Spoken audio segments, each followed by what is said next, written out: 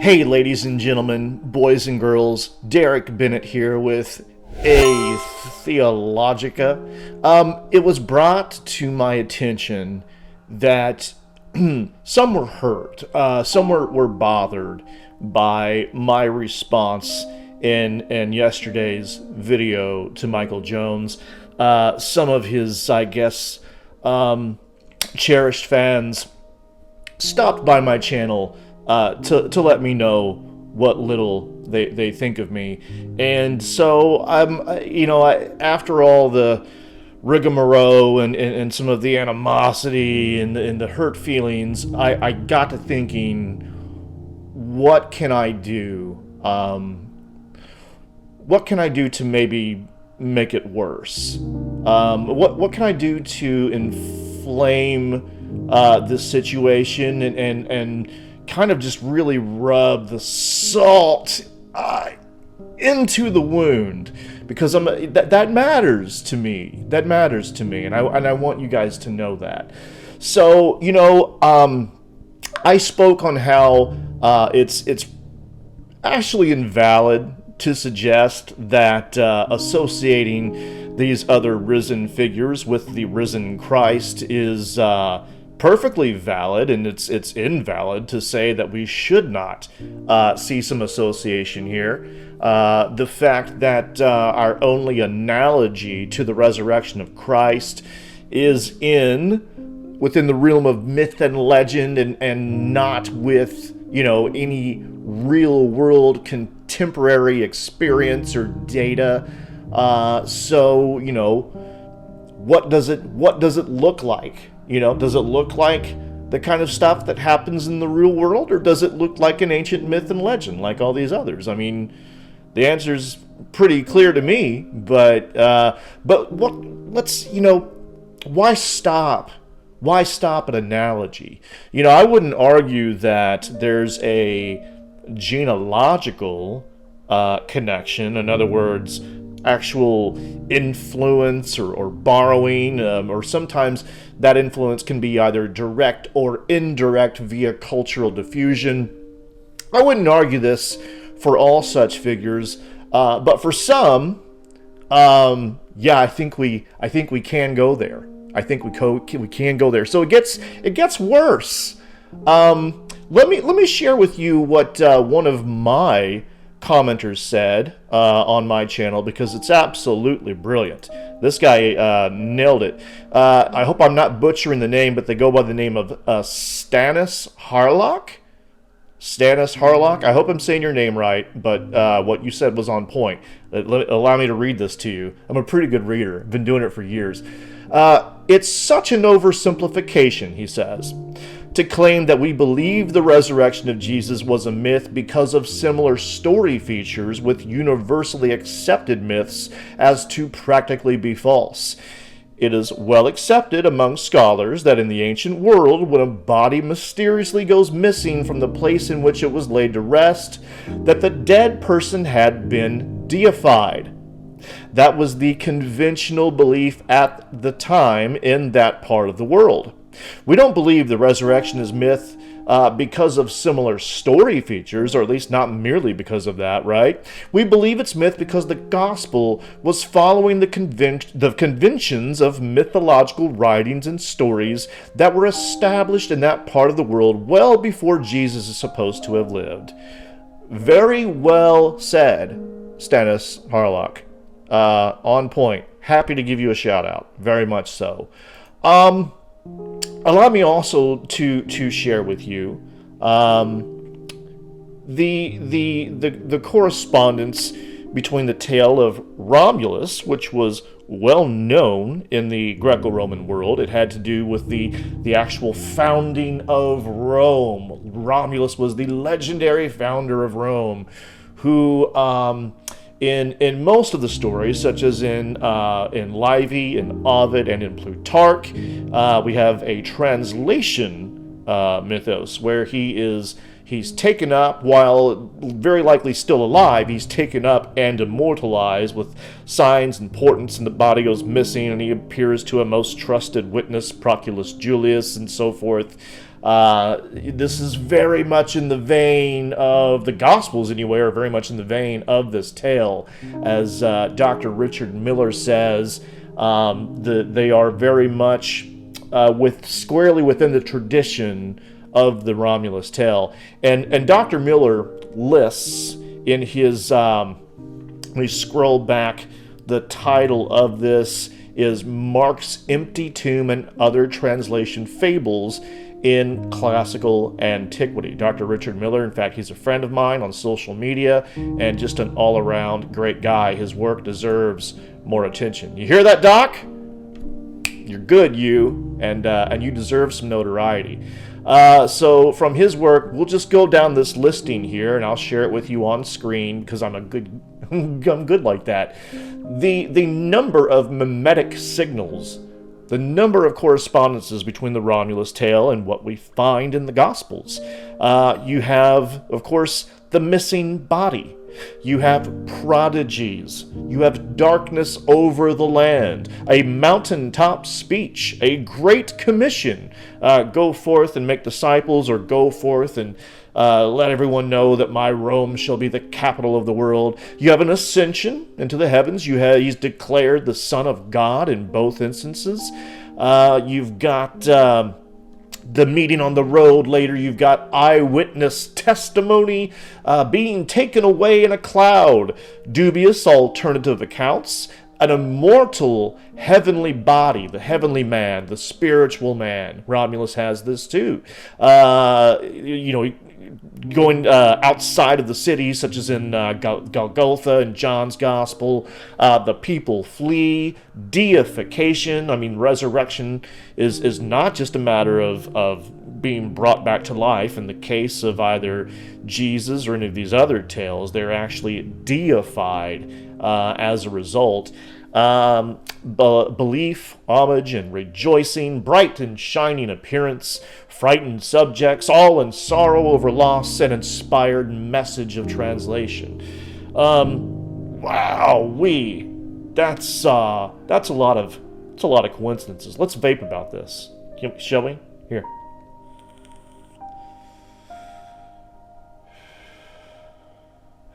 That tastes good. I do care. That's a good impression, if I say so myself. Do anyone hear that? Come here, everyone! Come see how good I sound! I'll cut that. No, I won't.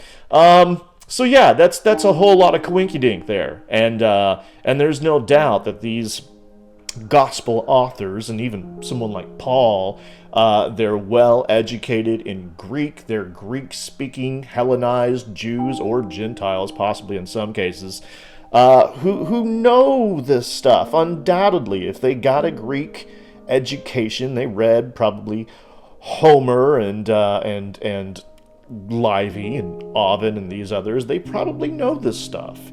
Any coincidence that it shows up in the Gospels? I think not. Remember, you apologists are the ones who are arguing that all of these, well, if you accept, as you damn well should, that all of these motifs are prominent in the ancient world, and we're supposed to believe that it's merely coincidence that this stuff shows up in the New Testament.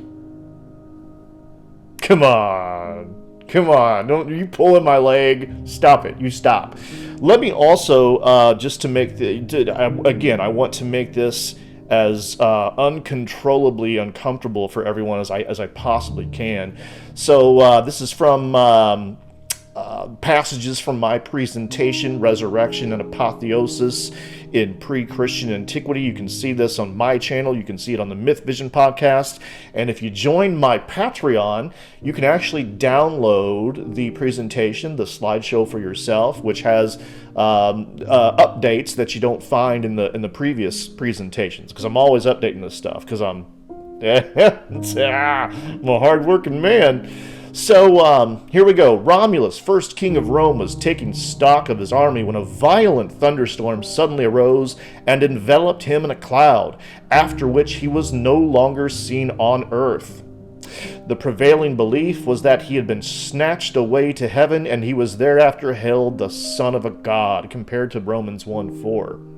It was rumored by some that the senators had torn him limb from limb.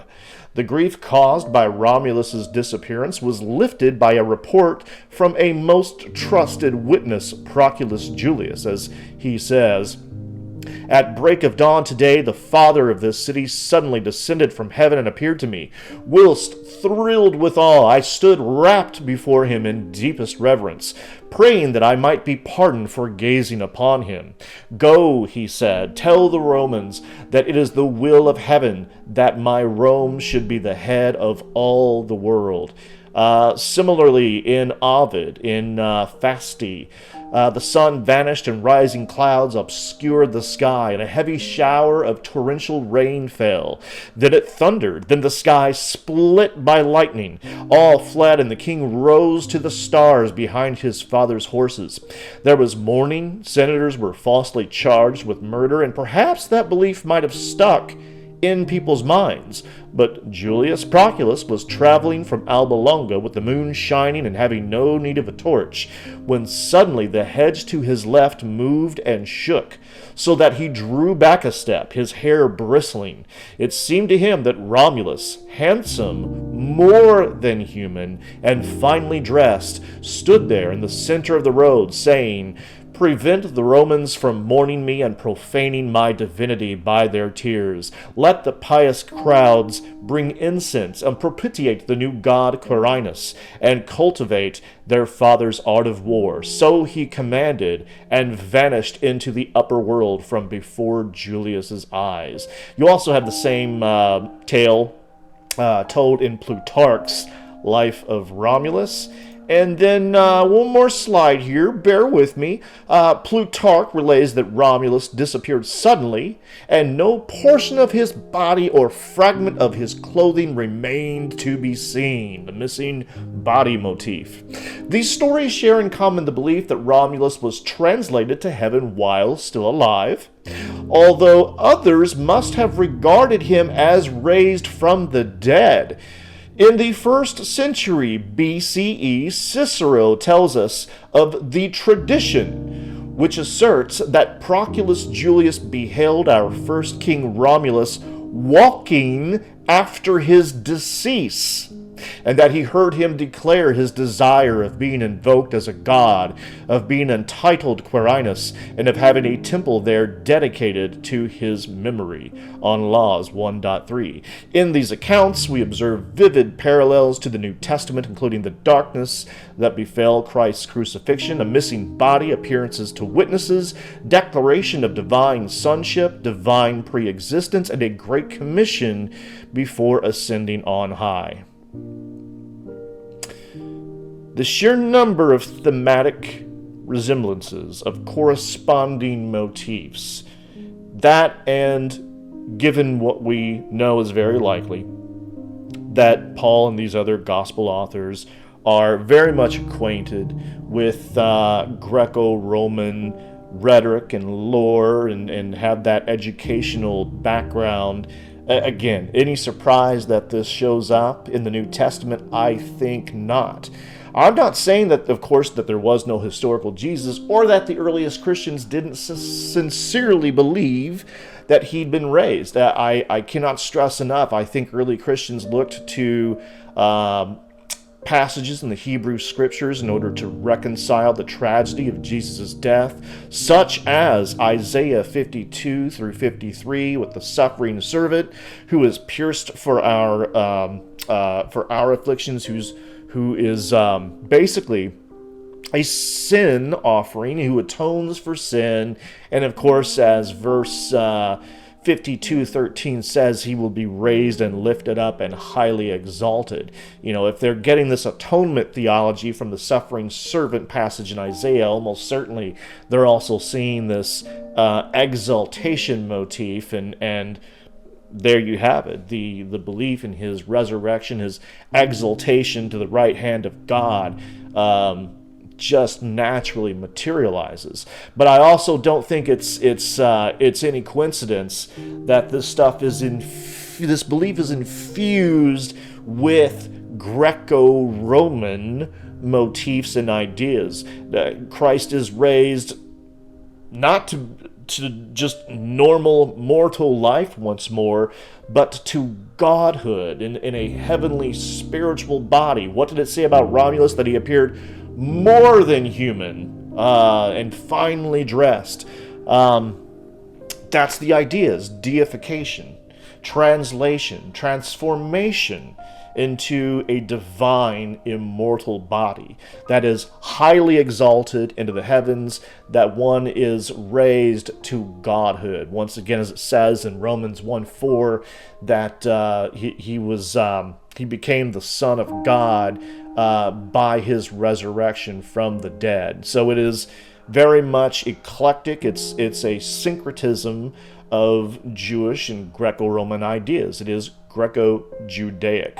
So yeah, it only gets worse. It's not just a matter of simply of analogy. At least not in all such cases. And some of this stuff, we're witnessing actual mimesis, actual influence and syncretism of ideas. Yeah, pretty clear we are dealing with appropriated legend and mythology. So I hope you enjoyed this. For those of you who like to engage in reality, and for those of you who don't, I hope you're even madder. I hope you're mad. I hope you hate my guts, because that is what feeds and nourishes my dark, empty soul. I'm atheist, of course. So yeah, take two of those and call me in the morning. If you have any questions, leave them in the comments. If you have any nasty, completely vacuous, ridiculous, nonsensical hate speech, leave me that too. It helps the algorithm, and I lose a lot of sleep over it too. I got to tell you, it's rough on me. It's rough, but give me a like, give me a subscribe, check out my Patreon, support me if you can, and we'll keep we'll keep at it. We'll keep making more of these. We'll keep. I don't have anything else to say. Okay, bye-bye.